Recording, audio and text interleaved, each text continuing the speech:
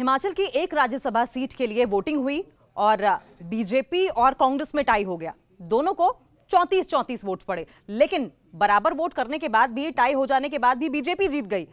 BJP कैसे जीत गई? एक लकी ड्रॉ निकाला गया, एक पर्ची निकाली गई और उसके बाद बीजेपी को विजेता घोषित कर दिया गया। तो क्या हर बार ऐसा होता है?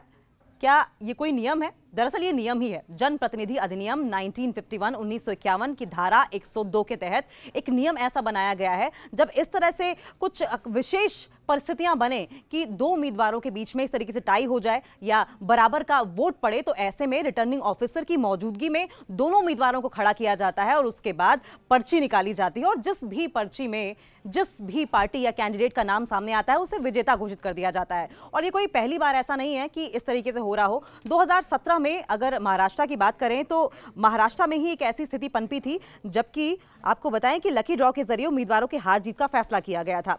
वहीं 2019 की अगर बात करें तो 2019 में राजस्थान में इस तरीके से किया गया था। राजस्थान के नगर निगम चुनावों के दौरान सूरतगढ़ और बांसवाड़ा नगर पालिकाओं में 2 वार्डों में कांग्रेस और भाजपा के उम्मीदवार बराबरी पर आ गए थे और तब इसी तरीके से लकी ड्रॉ के जरिए उनमें से विजेता घोषित किया गया।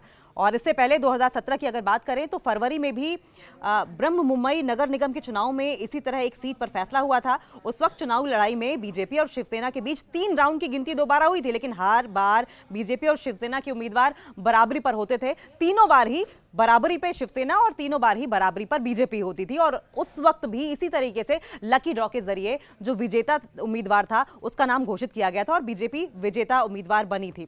और दिसंबर 2017 की बात करें तो मथुरा निकाय चुनाव में बीजेपी कैंडिडेट मीरा अग्रवाल एक वार्ड में 874 वोटों से कांग्रेस उम्मीदवार के बराबर पर थी और फिर लॉटरी निकाली गई, अंतिम ड्रॉ निकाला गया और फिर मीरा जी जो कि बीजेपी कैंडिडेट थी वो उम्मीदवार घोषित कर दी गई।